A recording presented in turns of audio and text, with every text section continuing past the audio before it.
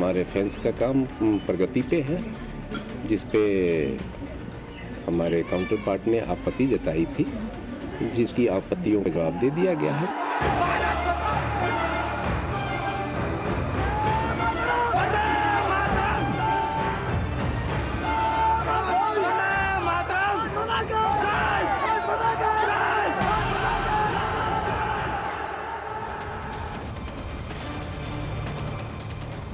কথায় বলে পিপিলিকার পাখা ওঠে মরিবার তরে, ইউনূসের উঠেছে।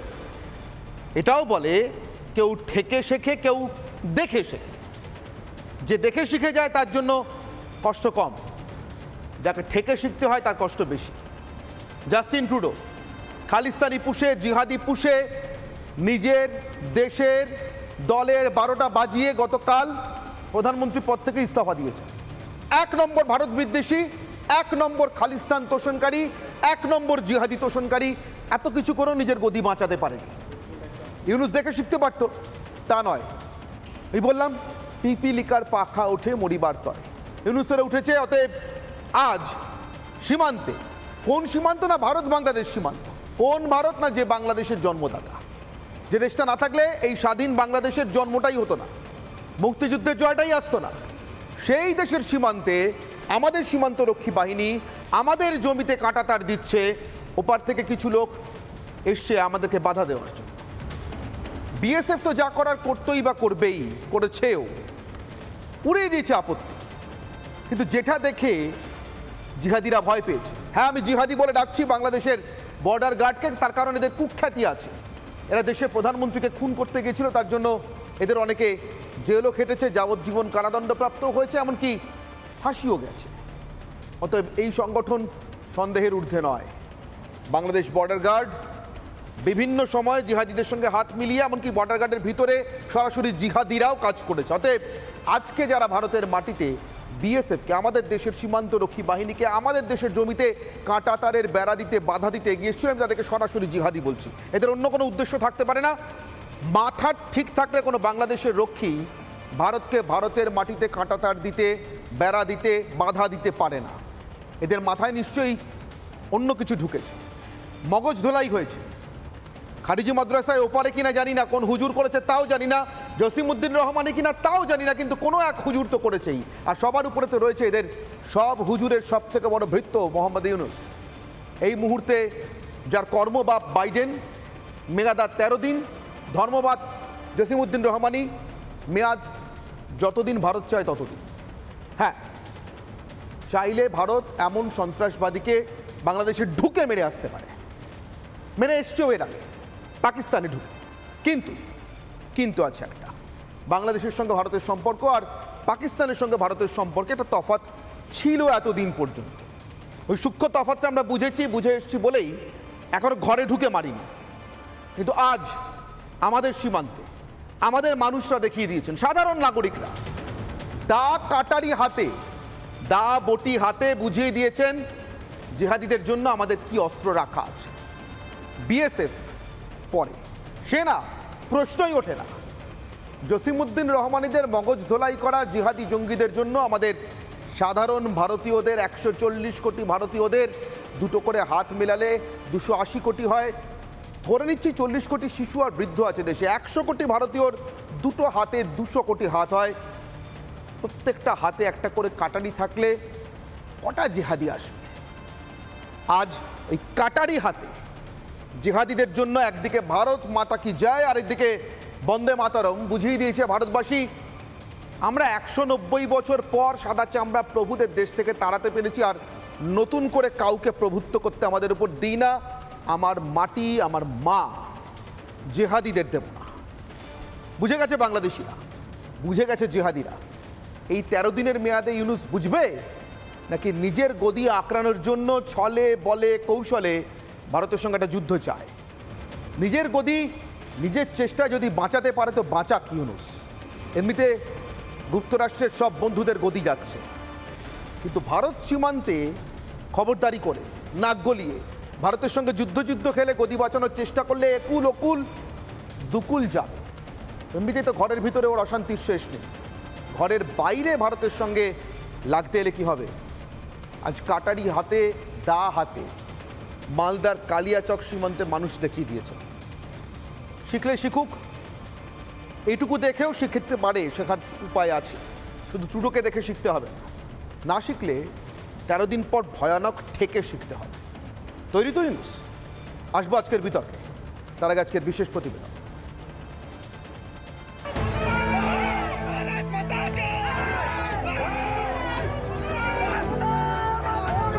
প্রবাদেই আছে, পিপিলিকার পাখা বাড়ে মরিবার তরে। দেখে শেখার সময় শেষ। এবার কি ঠেকেই শিখতে হবে ইউনুসকে? খালিস্তানি আর জেহাদি পুষে নিজের দলের এবং দেশের 12টা বাজিয়ে কাল ইস্তফা দিল কানাডার প্রধানমন্ত্রী ট্রুডো। কিন্তু এখনো দেওয়াল লিখন পড়তে পারছে না ইউনুস। নিজের জমিতে কাঁটাতার দিতে চাওয়া ভারতের সঙ্গে পায়ে পা লাগিয়ে ঝামেলা করছে বাংলাদেশের সীমান্তরক্ষীরা। ভারতও বুঝিয়ে দিয়েছে, আমাদের মাটি, আমাদের মা, জিহাদিদের দেব না।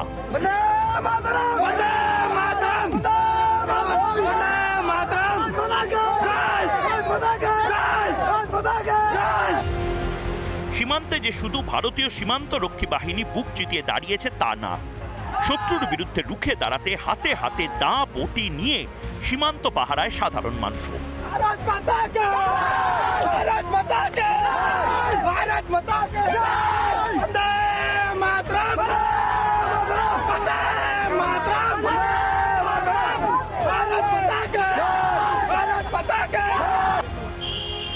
যেভাবে হোক ভারতের সঙ্গে যুদ্ধ পরিস্থিতি তৈরি করতে চায় ইউনুস।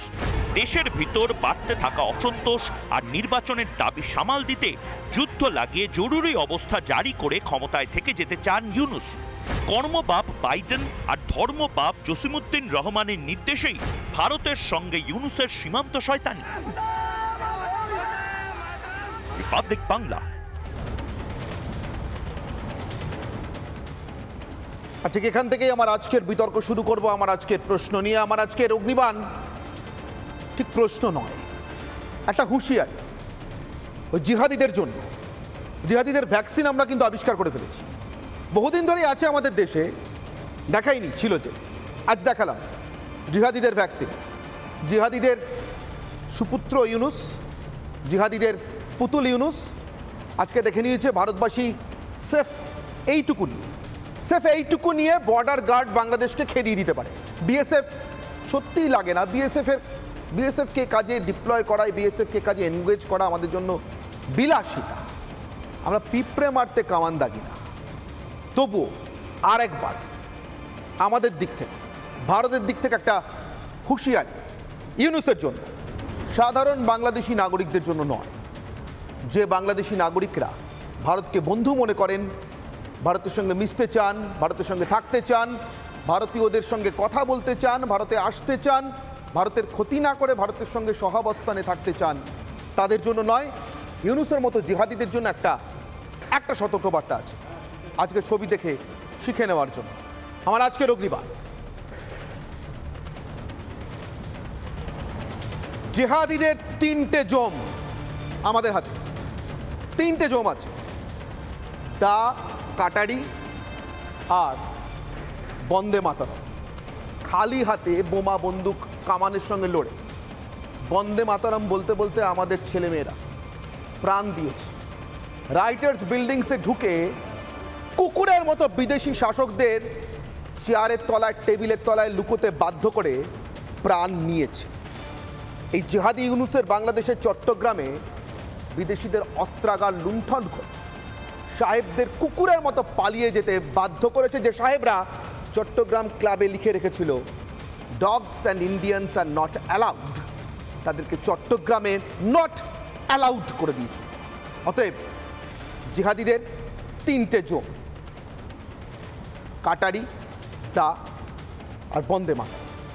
আমার সঙ্গে উপস্থিত যারা, একে একে আপনাদের পরিচয় করি। যে আমার সঙ্গে রয়েছেন অ্যাডভোকেট সৈয়দ আশরাফি পাপিয়া, বিএনপি নেত্রী এবং তিনি মেম্বার অফ পার্লামেন্ট, অর্থাৎ বাংলাদেশের সংসদের সাংসদ। আমার সঙ্গে রয়েছেন নাজমা কাউসার, আইনজীবী এবং আওয়ামী লীগের সমর্থক। আমার সঙ্গে রয়েছেন নিঝুম মজুমদার, আইনজীবী, এবং জয়দীপ মজুমদার আমার সঙ্গে রয়েছেন সাংবাদিক, এবং আমার সঙ্গে যোগ দিয়েছেন দীপাঞ্জন চক্রবর্তী, প্রাক্তন এনএসজি কর্তা। আমি দীপাঞ্জনবাবু আপনার কাছ থেকে শুরু করতে চাই। আজকের বার্তাটা বোধহয় যথেষ্ট ছিল ইউনূসের জন্য, কিন্তু আপনার ভাবসাব দেখে কি মনে হচ্ছে যে দেশের সেনাকর্তা বোঝে ভারতকে ঘাঁটানো ঠিক নয়, ভারতকে ঘাঁটাবো না, ভারত আমাদের বন্ধু, অনেক দিনের বন্ধু, ভারতের সঙ্গে আমাদের শান্তিপূর্ণ সহাবস্থান প্রয়োজন, ভারতের ক্ষতি না করলে, ভারতের সঙ্গে শান্তিপূর্ণ সম্পর্ক রাখলে আমাদের চট্টগ্রাম, মানে ওদের দেশের কথা বলছি, ওয়াকারুজ্জামান বলেছেন প্রথম আলোকে, আমাদের চট্টগ্রাম ভালো থাকবে, আমাদের দেশের এই অঞ্চল শান্ত থাকবে। সেনাপ্রধান বোঝে, আর ইউনূসের উস্কে দেওয়া এই বিজেপির জিহাদিগুলো বোঝে না। দীপাঞ্জন বাবু, দেখো, আমার এই ইউনূসকে দেখে কোনোদিনই তো আমার রাষ্ট্রনেতা মনে হয়নি, এখনো হচ্ছে না। খুব বেশি হলে ওকে দেখলে মনে হয় কর্পোরেটে যে সেলসম্যানরা থাকে না, ওদের অ্যানুয়াল টার্গেট দেওয়া থাকে এবং মার্চ মাসে ওরা পাগল হয়ে যায়, কারণ আর 31 দিন বাকি। যেভাবে ও কিছু না কিছু বিক্রি করে আমার সেলস টার্গেট পুরো করতে হবে, ইউনূসকে ওরকম একটা সেলসম্যান মনে হয়। এখানে ও দুর্ভাগ্যক্রমে বিক্রি কি করতে চাইছে, বাংলাদেশের মানুষের উন্নয়ন, সভ্যতা, এগুলোকেও বিক্রি করে দিতে চাইছে। এবং ও জানে ওর কাছে ওই অ্যানুয়াল টার্গেট ওর 20 জানুয়ারি শেষ হবে। যেই মুহূর্তে ডোনাল্ড ট্রাম্প এসে যাবে ক্ষমতায় সরকারিভাবে, সেদিন থেকে এই ডিপ স্টেট আর পাকিস্তানের ISI এর যে মদতে যে লাফালাফি শুরু হয়েছিল, এটা শেষ হয়ে যাবে। ওর কাছে টার্গেট ওইটুকু। এবং আমি বারবার বলেছিলাম যে ইউনূস একটা বাঘের পিঠে চড়ে রয়েছে, সেই বাঘের পিঠেই ওকে থাকতে হবে, পিঠ থেকে নামলে বাঘ খেয়ে ফেলবে, কারণ ওই বাঘের নাম সন্ত্রাসবাদ।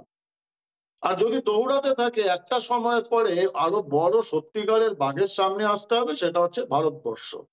তুমি যেটা বললে এক্স্যাক্টলি, বাংলাদেশে আমার ব্যক্তিগত বহু মানুষ বন্ধু রয়েছেন, তাদের আমি কিছুতেই এই যে আজকের জিহাদি অংশ বাংলাদেশের, তার সঙ্গে কোনো মতেই মেলাতে পারবো না। আমার এখনো অন্যতম প্রিয় সিনেমার চরিত্র বা নাট্য চরিত্র আসাদুজ্জামান নূর, আমার এখনো ছোটবেলার হিরো। তিনি কিন্তু একজন বাংলাদেশের মানুষ, কাদের সিদ্দিকী, বাঘা সিদ্দিকী। আমি এদের কি করে ভুলে যাব? আমি জিহাদিদের সঙ্গে কিছুতেই মেলাম। বাকি রইল ইউনূস, জসিমউদ্দিন রহমানি। আমরা বলছি ভারত প্রস্তুত, ভারতকে শুধুমাত্র প্ররোচনা দেওয়ার চেষ্টা করবেন না। এই লম্ফঝম্পটা আপনারা ভারতবর্ষের বর্ডারে ঢুকে 10 ফিট ক্রস করে দেখান, আপনারা যা বলবেন আমি আপনাদের সঙ্গে জিহাদের মন্ত্রে দীক্ষা নিয়ে নেব। 10 ফিট, ভারতবর্ষের 10 ফিট ভেতরে ঢুকে পা রাখুন। জিহাদ কাকে বলে আমরা বুঝিয়ে দেবো, ওইখানেই কবর দিয়ে দেবো। সমস্যাটা হচ্ছে ইউনূস জানে যে ওর কাছে দিন নেই। পাকিস্তানের চাচারা হাত উঠিয়ে নিচ্ছে। পাকিস্তান এখন খাইবার পাখতুনখোয়া বাঁচাবে, বালুচিস্তান বাঁচাবে, না পাক অকুপাইড কাশ্মীর বাঁচাবে, না এখানে একে সাপোর্ট করবে ইউনূসকে। আর ইউনূস নিজে চট্টগ্রাম বাঁচাতে পারছে না, কক্সবাজার বাঁচাতে পারছে না, ভারত কি আক্রমণ করবে? ইউনূসের আরেক কাকা জ্যাঠা চীন, তারা সামলে গিয়েছে। এখন দেখছে যে আমি যদি মায়ানমারের জুমটা আর বাংলাদেশকে সাপোর্ট করি, আরাকান আর্মি আমার ব্যবসায়িক পুরো বিজনেসটা 12টা বাজিয়ে দেবে, ভারত আমার বিপক্ষে চলে যাচ্ছে। তো এই অবস্থায় এখন ইউনূস বাঘের পিঠে একা, ঢাল নেই, তলোয়ার নেই। নিধিরাম সর্দার প্ররোচনা দেওয়ার চেষ্টা করছে যে কোনো প্ররোচনাতে ভারত যদি কোনো রিটালিয়েট করে, কোনো সার্জিক্যাল স্ট্রাইকের মতো কোনো ঘটনা ঘটে, তাহলে সারা বিশ্বের কাছে গিয়ে দৌড়াতে থাকবে যে ওই পুরনো স্টোরি, ইসলাম খতরে পে হ্যাঁ, এবং জিহাদের ডাক দেওয়াবে ওকে দিয়ে, ওর এই পাকিস্তানের চাচা এবং তাদের এই ছোট ছোট যে পুত্ররা রয়েছে, জসিমউদ্দিন রহমানি এটসেট্রা। সন্ত্রাসবাদ আমরা জানি কি করে ডিল করতে হয়, জিহাদিদের কি করে ডিল করতে হয় জানি, কিন্তু ভদ্রবেশী সোকল নোবেল লরিয়েট যে এই জিহাদি ইউনূস এবং তার দালালেরা, এই নজরুল আসিফের মতো, তাদের কি করে ডিল করতে হয় সেটাও আমরা দেখিয়ে দেবো যথাসময়। শুধু প্ররোচনা কেন, একবার ভারত আক্রমণ করে দেখুন, ভারতের বর্ডারে ঢুকে দেখুন, তারপর দেখুন আপনাদের আমরা 72 হুড়ির কাছে পাঠাতে পারি কি করে। দীপাঞ্জন বাবু, আপনার কথার সূত্র ধরে আমি নাজমা কাউসারের কাছে আসবো। নাজমা কাউসার, আমার একটা অন্য কথা মনে হচ্ছে, দীপাঞ্জন বাবুর কথার সূত্র ধরেই মনে হচ্ছে, যদি ঠিকঠাকভাবে দেখি তাহলে ইউনূসের হাতে কিন্তু সত্যি 13 দিন। ইউনূসের যে মার্কিন প্রভু, সেন্ট মার্টিনের লোভ এবং অন্যান্য আরও কিছু লোভ হয়তো আছে, সেগুলো আপনারা আরও ভালো বলতে পারবেন। আপনাদের দেশের অর্থনীতি ইত্যাদি যা হাল দেখছি, তাতে করে দেশের সবই প্রায় বেচা গেছে।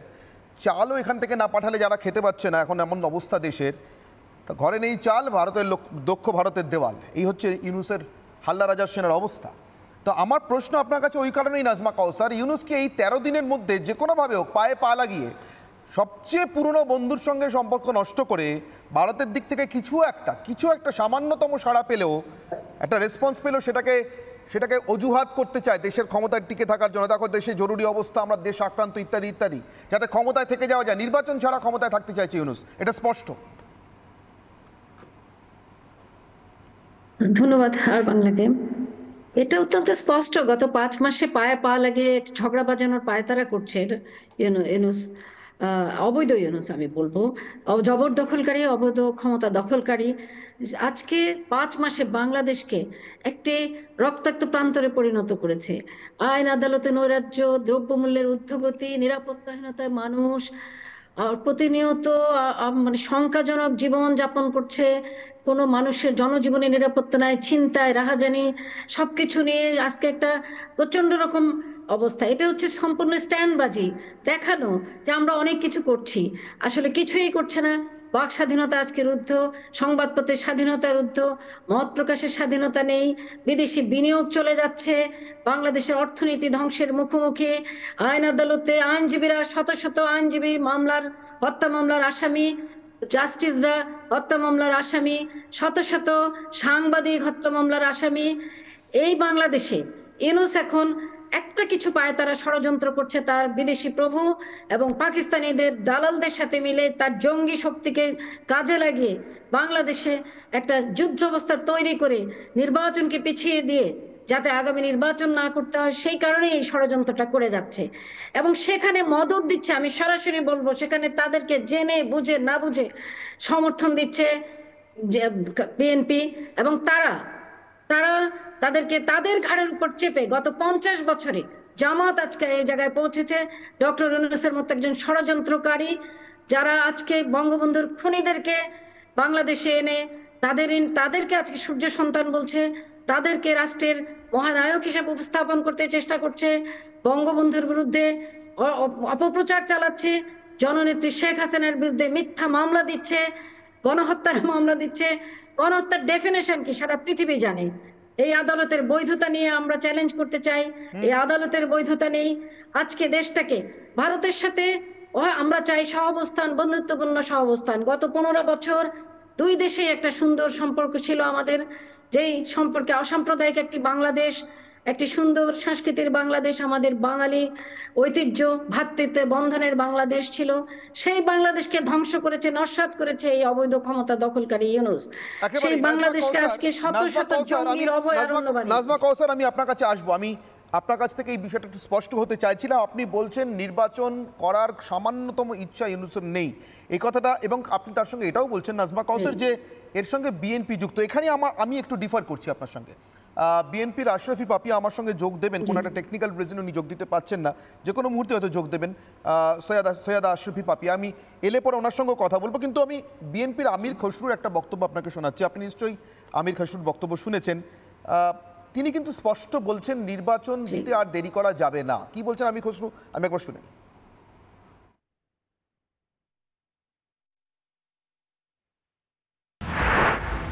বাংলাদেশে নির্বাচনের হাওয়া বইতে শুরু করেছে, এগুলো ঠেকিয়ে আবার বহু রূপে ভিন্ন রূপে জনগণের ভোটাধিকার কেড়ে নিয়ে ক্ষমতায় থাকার পাইতারি করলে সেটা চলবে না। ভোট দিতে হবে, নির্বাচন দিতে হবে, বাংলাদেশের মানুষ তাদের প্রতিনিধি নির্বাচন করবে। নির্বাচনকে দীর্ঘায়িত করে ষড়যন্ত্র চলবে না। দেখুন নাজমা কওসার স্পষ্ট বলছেন আমির খসরু নির্বাচনকে বিলম্বিত করে ষড়যন্ত্র চলবে না। আমার কিন্তু মনে হয় নাজমা কওসার কোথাও একটা, দেখুন আপনাদের দেশের বিষয় আমি নিয়ে, আপনাদের দেশের অভ্যন্তরীণ রাজনীতির বিষয় নিয়ে আমি সত্যিই কমেন্ট করতে আগ্রহী নই, আমার তাতে আগ্রহ নেই। আমার আগ্রহ ভারত বাংলাদেশের সীমান্তের জায়গা থেকে, আমার দেশের সীমান্তের জায়গা থেকে ভারত বাংলাদেশের সম্পর্কের ক্ষেত্রে অবশ্যই আছে, ভারত এবং বাংলাদেশের যৌথ স্বার্থ আর যা যা ক্ষেত্রে আছে তার সব ক্ষেত্রে আছে। কিন্তু আপনার দেশের অভ্যন্তরীণ রাজনীতির বিষয় আমি তবুও একটা কথা আপনাকে জিজ্ঞাসা করার জন্যই বলছি, আমি যতটুকু বুঝেছি সেই জায়গা থেকে বলছি। নাজমা কওসার, কোথাও আমার মনে হচ্ছে ইউনূসের প্ল্যানে -2, যেভাবে আপনারা নেই, আওয়ামী লীগ নেই, বিএনপি হয়তো শুরুর দিকে এই প্ল্যানটা বোঝেনি, সেইভাবে ইউনুসের এটা বিএনপি এখনো কিছু কিছু নেতৃবৃন্দ, বিএনপির কিছু কিছু নেতৃবৃন্দ হয়তো বুঝতে পারছেন, কিন্তু তাদের নেতৃত্বে আসলে বড় বেশি অনৈক্য, যার জন্যে তারা এক একজন বিচ্ছিন্নভাবে কথা বলছেন। কিন্তু মাঠ পর্যায়ে তারা নির্বাচন চাচ্ছে, ক্ষমতায় যেতে চাচ্ছে, কিন্তু তারা স্বাধীনতা বিরোধীদের বিরুদ্ধে কথা বলছে না। তারা আজকে যে প্রোক্লেমেশন অফ জুলাই প্রোক্লেমেশন দিতে চাচ্ছে, আমার ৭১কে, আমার মুক্তিযুদ্ধের ৭১কে আজকে ২৪ দিয়ে বিতর্কিত করতে চাচ্ছে, আজকে রিপ্লেসমেন্ট করতে চাচ্ছে আমাদের ৭১-এর মহান মুক্তিযুদ্ধের ডিক্লারেশন অফ ইন্ডিপেন্ডেন্সকে, সেটাকে বিতর্কিত করে আজকে তারা প্রতিস্থাপন করতে চাচ্ছে ২৪শে জুলাইয়ের প্রোক্লেমেশন দিয়ে। সে বিষয়ে কথা বলছেন স্পষ্ট করে। আমরা আশা করব বিএনপির বোধোদয় ঘটবে এবং -2 অথবা -4 অথবা -1 সেই বিষয়গুলো দিয়ে আজকে আমি নাজমা কওসার আপনাকে একটু থামাচ্ছি এই মুহূর্তে অ্যাডভোকেট সৈয়দা আশরাফি পাপিয়া আমার সঙ্গে যোগ দিয়েছেন, বিএনপি নেত্রী এবং বিএনপি সাংসদ বাংলাদেশের। সৈয়দা আশরাফি পাপিয়া, বিএনপি, আমি একটু আগে আমির খসরুর বক্তব্য শোনাচ্ছিলাম, নির্বাচনকে বিলম্বিত করে কোনোভাবেই ষড়যন্ত্র করা চলবে না, এটা আপনাদের নেতারাও বলছেন। মোহাম্মদ ইউনূস কি নির্বাচনকে বিলম্বিত করবার জন্য অথবা নির্বাচন বহির্ভূত, সংবিধান বহির্ভূত ক্ষমতা ভোগ করে যাওয়ার জন্য, এনজয় করে যাওয়ার জন্য ভারত বাংলাদেশ সম্পর্কের মতো এমন অত্যন্ত সংবেদনশীল একটা বিষয়কে এটা হাতে নিয়ে ছেলে খেলা করছেন? আজকে মালদা কালিয়াচক সীমান্তে যা ঘটেছে সেটা ভারত বাংলাদেশের ইতিহাসে আমার মনে পড়ে না কখনো এমন এত ভয়ঙ্কর এই লেভেল পর্যন্ত এসছে বলে। সামান্য কথা কাটাকাটি কিছু মতানৈক্য হয়ে থাকে, কিন্তু আমার দেশের দেশবাসীকে এসে বিএসএফের সঙ্গে কাঁধে কাঁধ মিলিয়ে বন্দে মাতারম, ভারত মাতা কি জয় বলতে হচ্ছে। তার কারণ আমার দেশের সীমান্তের ভিতরে কাঁটাতারের বেড়া দেওয়া চলছিল, আমাদের বিএসএফ দিচ্ছিল, সেখানে বিজেপি এসে আপত্তি করেছে। কয়েকদিন আগে ঘটনা আমি আপনাদের দেশের সংবাদপত্রে দেখেছি, আপনি বলতে পারবেন না ভারতীয় সংবাদপত্র, ভারতীয় সংবাদ চ্যানেল করছে। লালমনিরহাটে একই ঘটনা ঘটেছে, আপনাদের দেশের সংবাদপত্র ঢাকা ট্রিবিউন রিপোর্ট করেছে, আপনি দেখে নিন। সৈয়দা আশরাফি পাপিয়া। হ্যাঁ, এখন আমাকে বলতে বলছেন? হ্যাঁ প্লিজ বলুন, আপনার কি মনে হচ্ছে এটা সম্পর্কে? হ্যাঁ, এখানে ব্যাপারটা হচ্ছে কি, আমরা আসলে এই 15 বছর যাবত একটা সুষ্ঠু নিরপেক্ষ নির্বাচনেরই কিন্তু আমাদের দাবি ছিল। আমরা পিছনের দরজা দিয়ে ক্ষমতায় বসা কিংবা কোনো দেশের মদতপুষ্ট হয়ে তার মনোরঞ্জনের জন্য দেশের বসা, আবার তার আজ্ঞাবহ হয়ে বাংলাদেশের রাষ্ট্র পরিচালনার দায়িত্বভার অর্পণ করা, এগুলি কিন্তু আমাদের দৃষ্টিভঙ্গির ভিতর ছিল না এবং আমরা যে আন্দোলন করেছি তার ভিতরে কিন্তু নাই। আমরা এ যাবৎকাল 15 বছর মানে 2008 থেকে অদ্যাবধি পর্যন্ত একটা সুস্থ, বিশ্বাসযোগ্য, গ্রহণযোগ্য, নিরপেক্ষ নির্বাচন চাচ্ছিলাম। তো এখন শেখ হাসিনা 15 বছর যেভাবে জগদ্দল পাথরের মতো একটা বিশেষ রাষ্ট্রের সমর্থন নিয়ে এবং তাদের সমস্ত কলাকৌশলে যেভাবে টিকে থাকলো, এখন তার পতনের পরে এরাও যদি নির্বাচনের সংস্কার, রাজনৈতিক সংস্কার, প্রশাসনিক সংস্কার, বিচার বিভাগের সংস্কার, আমলাতান্ত্রিক আইন বিভাগ, শাসন বিভাগের সংস্কার, এগুলো গোছায় তাড়াতাড়ি করে করার উদ্যোগ গ্রহণ না করে, স্বাভাবিক কারণেই নির্বাচনটা বিলম্বিত হচ্ছে। আর বিলম্বিত নির্বাচন হলেই অনেক কিছু জটিলতার সৃষ্টি হচ্ছে। কারণ এখানে দেখেন, স্থানীয় নির্বাচনে একটা ইউনিয়ন পরিষদের প্রত্যয়ন পত্র থেকে জন্ম সনদ, মৃত্যু সনদ, ক্যারেক্টার সার্টিফিকেট দিতে প্রতিনিয়ত তৃণমূলের লোকেরা কিন্তু গ্রাম পর্যায়ে যায়, ইউনিয়ন পরিষদের কাছে যায়, উপজেলা পরিষদের কাছে যায়, পৌরসভাতে যায়। এমপিদেরটা বুঝলাম যে এমপিদেরটা আরো উচ্চ পর্যায়ের আইন পাস টাস, বাংলাদেশের আরো কিছু সর্বোচ্চ জায়গা, কিন্তু নিম্ন লেভেল থেকে উচ্চ লেভেল পর্যন্ত অনির্বাচিত প্রতিনিধিদের দিয়ে দীর্ঘদিন যাবত একটা রাষ্ট্র পরিচালনা করা কিন্তু সম্ভবপর নয়। আপনি একজন দীর্ঘদিনের নেত্রী, আপনি বর্ষিয়ান নেত্রী, আপনি একদিন দুদিনের সাংসদ নন, আপনি বাংলাদেশের সংসদের নির্বাচিত একজন সাংসদ।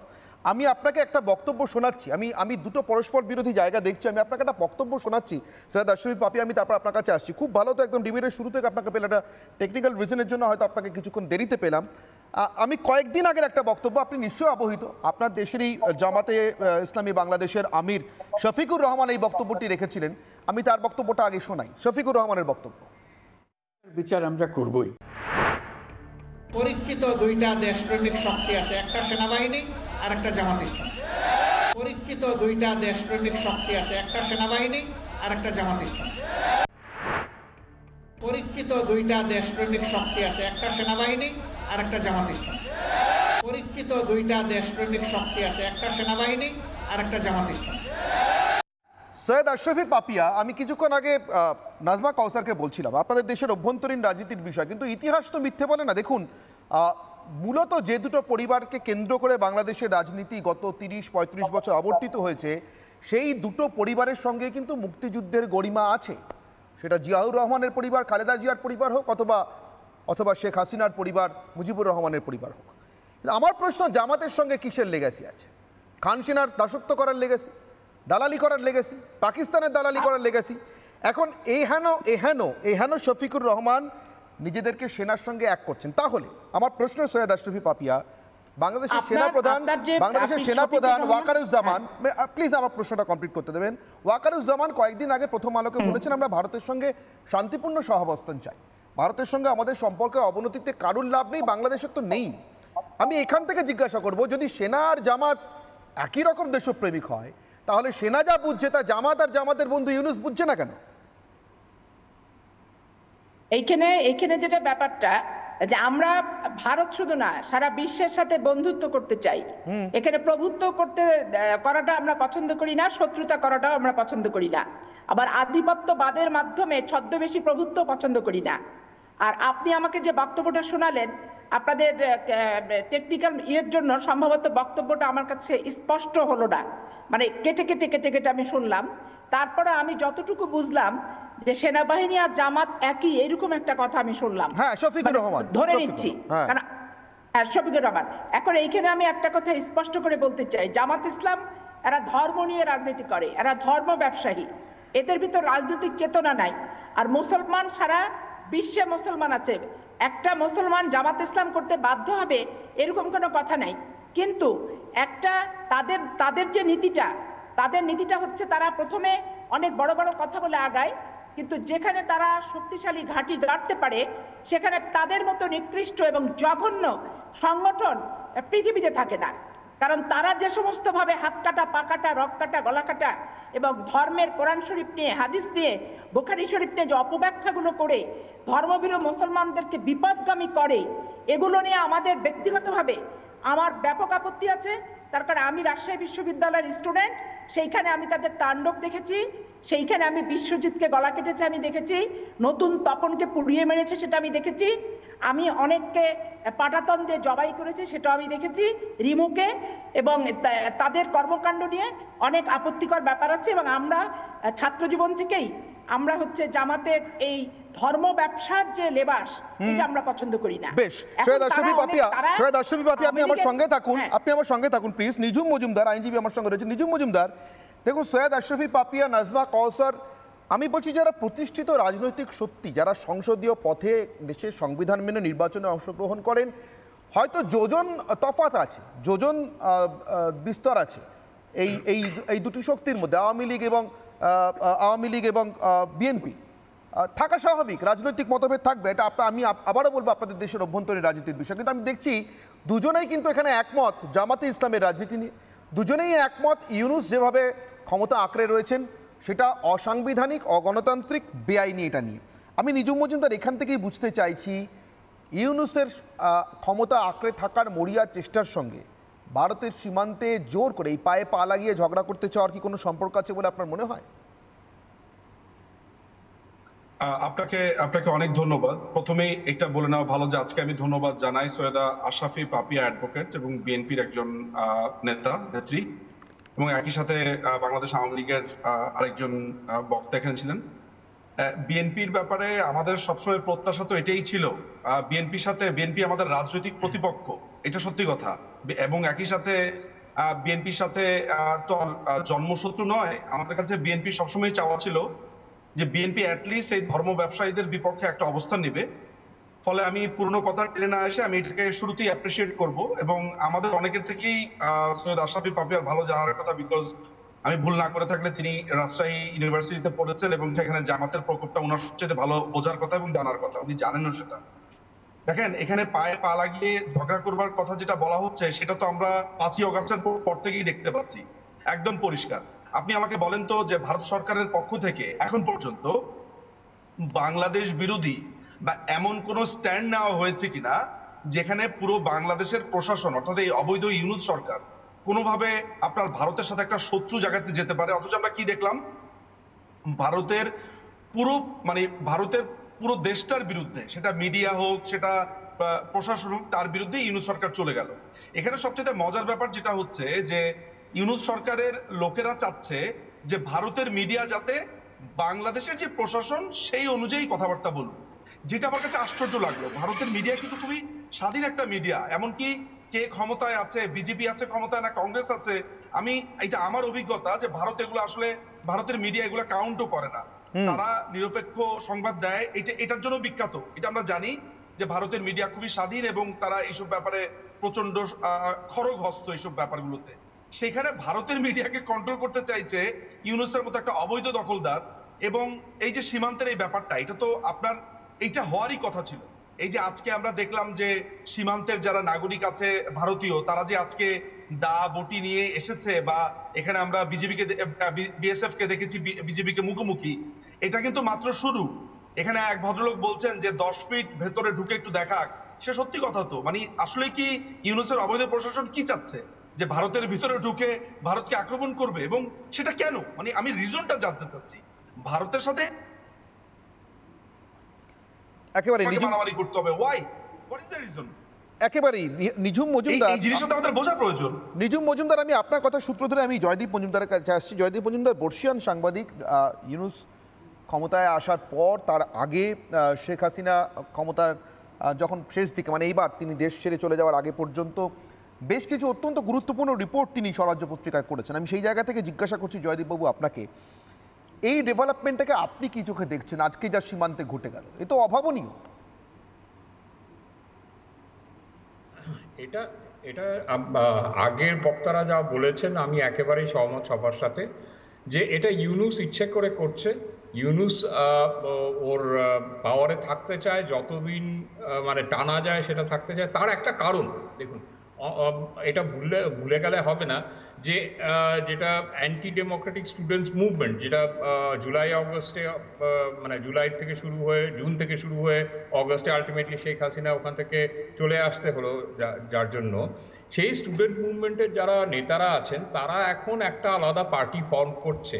একটা পার্টি ফর্ম করে সেটা গঠন করে তার রিসোর্সেস জোগাড় করার জন্য, সাপোর্ট জোগাড় করার জন্য দেশের বিভিন্ন জায়গায় সেটা ব্রাঞ্চ খুলে সব পুরো পরিকাঠামোটা তৈরি করার জন্য তারপরে ইলেকশন লড়বে এরা। তার জন্যই ইউনূসের 2 বছর হাতে দরকার। তার জন্য ইউনূস না, আর ইউনূসের পেছনে যারা আছেন এই অ্যান্টি ডেমোক্রেটিক স্টুডেন্টস মুভমেন্টের যারা নেতারা, তারা পাওয়ারে আসতে চাইছে। তারাই এই -2 ফর্মুলা, -4 ফর্মুলা এইসব এখন আবার ছড়াতে শুরু করেছে। হ্যাঁ, তো এর জন্যই এই ইউনূস এইসব বিভিন্ন জিনিস এখন ও আরম্ভ করবে।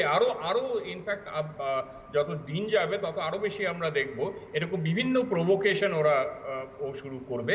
এই বর্ডার গার্ড বাংলাদেশ, কয়েকটা জামাতের লোকেদের দিয়ে, কয়েকটা আনসারুল্লাহ বাংলা টিমের লোকেদের, হিজবুলের তাহিরকে পাঠিয়ে এখানে এইসব বিভিন্ন তার করবে, যে যেন একটা ইমার্জেন্সি সিচুয়েশন তৈরি করে, না আমার দেশটা আন্ডার অ্যাটাক, বা আমার দেশের ইন্ডিয়ার থেকে আমার একটা বিশাল থ্রেট হচ্ছে, তাই আমি এখন ইলেকশন হবে না, এই পরিস্থিতিতে ইলেকশন করা যাবে না।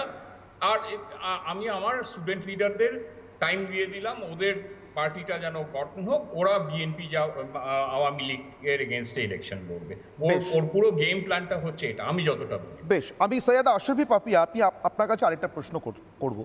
আমি আপাতত, আমরা নিকটতম একদম পাশাপাশি প্রতিবেশী, কিন্তু তাও আমি আপাতত ভারতের বিষয়টা একটু মুলতুবি রাখছি কিছুক্ষণের জন্য।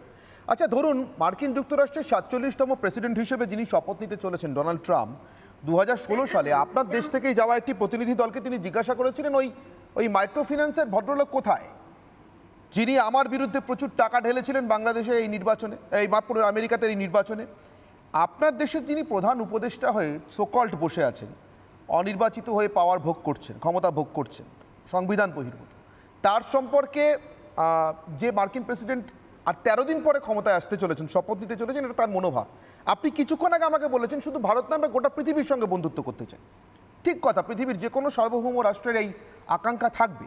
আমি বলছি আপনাদের এই আকাঙ্ক্ষার সঙ্গে ইউনুসের এই বাস্তবতা কতটা সাযুজ্যপূর্ণ? ইউনুস থাকলে এই আকাঙ্ক্ষাগুলো পূরণ হবে? আপনাকে বলতে চাই, যদিও কথা আপনার প্রত্যেকটা কেটে কেটে যাচ্ছে, যে ইউনুসকে অবৈধ সরকার এই মুহূর্তে বলা যাবে না। এই কারণে বলা যাবে না যে হাসিনা তো নির্বাচনের মাধ্যমে উনি ক্ষমতায় আসেননি, উনি জোর করে একটা প্রক্রিয়া, একটা অনির্বাচিত, কোনোটা নিশিরাইতের ভোট করেছে, কোনোটা দেখা যাচ্ছে যে জাস্ট ওনার অবৈধ ক্ষমতার মেয়াদ উত্তীর্ণ করার জন্য একটা ডেট দিয়েছে, ভোটারবিহীন নির্বাচন হয়েছে। এই জন্য বাংলাদেশের মানুষের কাছে, 18 কোটি মানুষের কাছে এই শেখ হাসিনার অধীনে পরপর 3টা নির্বাচন কোনো নির্বাচন হিসেবে পর্যায়ে পড়ে না। স্বাভাবিক কারণে সেই আপনি অবৈধ হাসিনাকে উৎখাত করার জন্য দেশের মানুষ একত্রিত হয়েছে, হয়ে একটা বিপ্লব ঘটেছে, সেই বিপ্লবকে সেনাবাহিনী সমর্থন দিয়েছে, দিয়ে একটা কামিয়াব লক্ষ্যে পৌঁছে গেছে। কামিয়াব লক্ষ্যে পৌঁছানোটা কি, যে শেখ হাসিনা অবৈধভাবে ক্ষমতায়নের বৈধ পলায়ন, সে বৈধভাবে পলায়ন করেছে তার সবকিছু ছেড়ে ছুড়ে দিয়ে। তারপরে গণতান্ত্রিক, মানুষের গণতান্ত্রিক পরিবেশে ডক্টর ইউনূস এসছে। ডক্টর ইউনূসকে আপনারা অবৈধ বলেন না, এটা বলতে গেলে আবার ছাত্র জনতার যে বিপ্লব এবং 15 বছরের আমাদের ইলিয়াস আলী এখন পর্যন্ত নিখোঁজ, চৌধুরী আলম এখন পর্যন্ত নিখোঁজ, লক্ষ লক্ষ মায়ের বুক ফাঁকা হয়ে গেছে, শত শত কর্মীরা এখন পর্যন্ত গুমের শিকার, তারপরে ধরেন যে লক্ষাধিক মামলা। আমি বুঝলাম সৈয়দা আশরাফি পাপিয়া, আমি বুঝলাম আপনার ব্যথা যন্ত্রণার যে কথা আপনি বলছেন, আপনার দেশের অভ্যন্তরীণ রাজনীতির বিষয় আমি বুঝলাম, কিন্তু আমাকে একটা কথা স্পষ্ট করুন। বহিঃপ্রকাশে কিন্তু ডক্টর ইউনূস, বুঝলাম, আমাকে একটা কথা সৈয়দা আশরাফি পাপিয়া, আমাকে একটা কথা স্পষ্ট করুন। আপনি যে কথাটা বলছেন, আমি আপনার দেশের অভ্যন্তরীণ রাজনীতির বিষয় আমি এখানে মাথা গলাচ্ছি না, কে ভালো কে খারাপ আমি এর মধ্যে ঢুকছি না, কিন্তু আপনি আমাকে একটা কথা বলুন তো, আপনি ইউনূসের সম্পর্কে যে কথাটা বলছেন অবৈধ বলা যাবে না, আচ্ছা ইউনূসের প্রধান উপদেষ্টাদের মধ্যে একজনকে, মাহফুজ আলম, তার পরিচয় কি? সে হিজবুত তাহরিরের প্রতিষ্ঠাতা। হিজবুত তাহরির 18 তারিখ, এই 18ই জানুয়ারি কানাডায় একটা বিশ্ব সম্মেলন করতে চলেছে। কিসের? খিলাফত প্রতিষ্ঠার সম্মেলন। আপনি কিছুক্ষণ আগে জামাতে ইসলামীর লক্ষ্য সম্পর্কে বলেছেন। এই হিজবুত তাহরিরের মতো সংগঠন, যারা ইংল্যান্ডের দ্বারা ব্যান্ড, আমেরিকার দ্বারা ব্যান্ড, ভারতের দ্বারা তো ব্যান্ডই, তাদের প্রতিষ্ঠাতা সদস্যকে উপদেষ্টা করে মোহাম্মদ ইউনূস কি আপনার এই বিশ্বের সব দেশের সঙ্গে ভালো সম্পর্ক রাখার স্বপ্নটাকে পূরণ করতে পারবেন? আমি আরও একবার জিজ্ঞাসা করলাম। এখানে খুব বলেন, আমি খুব সংক্ষিপ্ত উত্তরটা আমি দিতে চাই যে বৈধ ইউনূসকে ওই কারণে আপনি অবৈধ বলতে পারেন না। এখানে রক্তক্ষরণ, মানুষের আত্মাহুতি এবং শহীদের জীবনের বিনিময়ে কিন্তু ডক্টর ইউনূস ক্ষমতায় এসেছেন।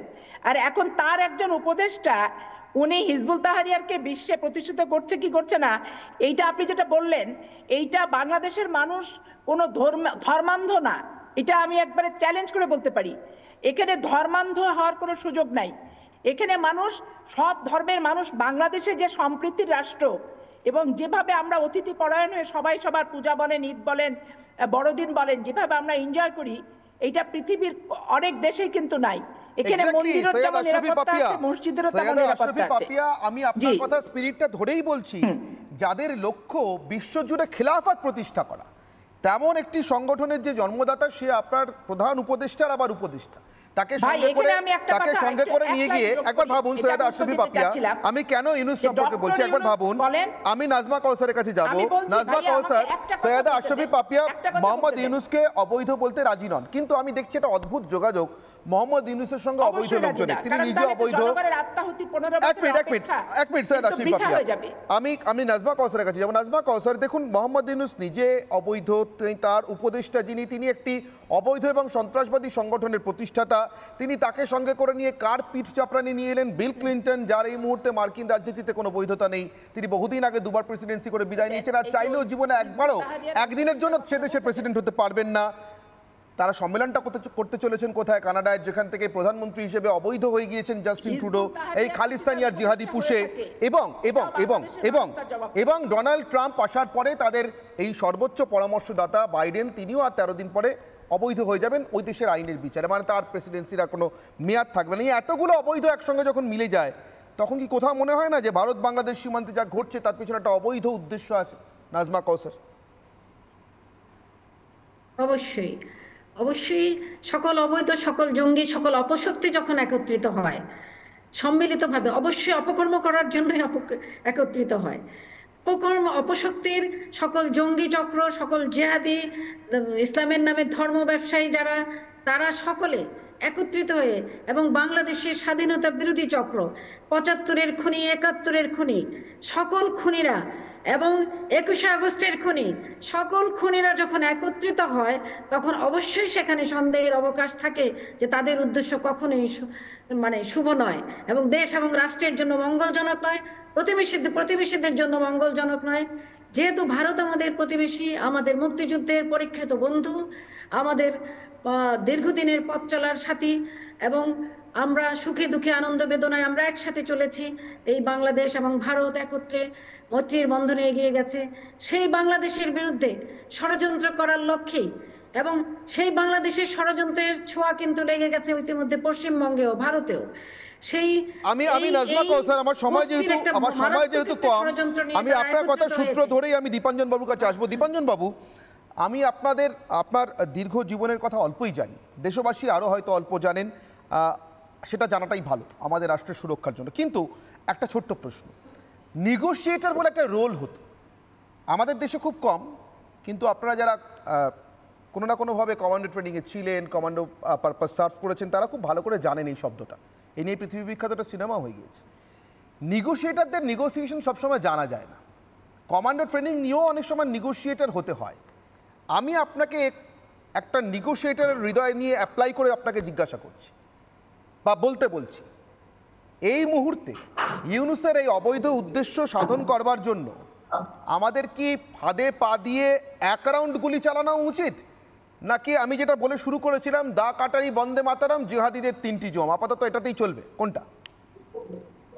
না, মানে ভারত সরকার বা রাষ্ট্রশক্তি ভারত সরকারের, তারা কোনোভাবেই এই প্ররোচনায় পা দেবে না, এটা আমি দায়িত্ব নিয়ে বলছি।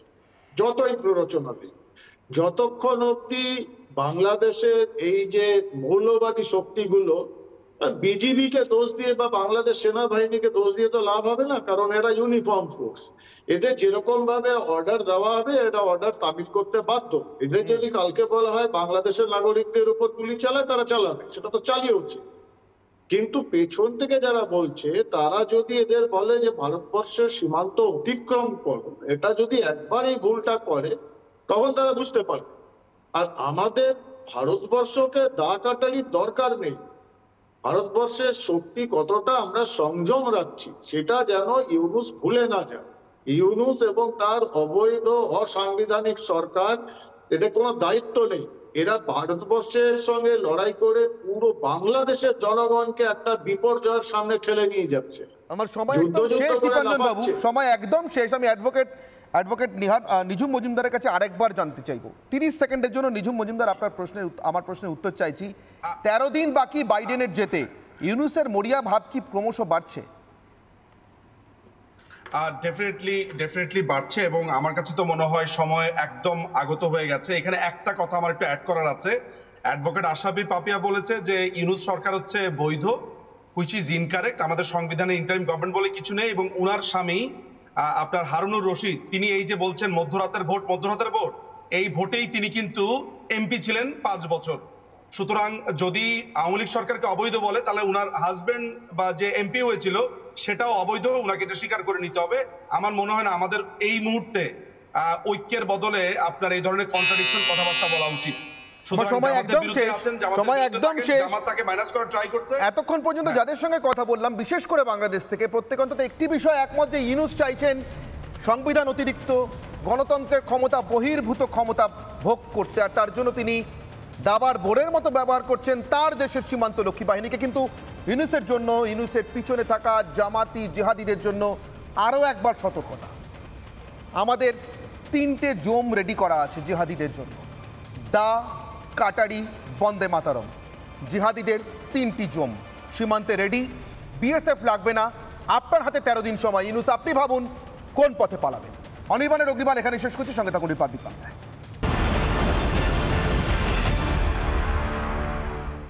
নানা ধরনের কন্টেন্ট দেখার জন্য লাইক করুন, শেয়ার করুন আমাদের ফেসবুক পেজ, সাবস্ক্রাইব করুন আমাদের ইউটিউব চ্যানেল।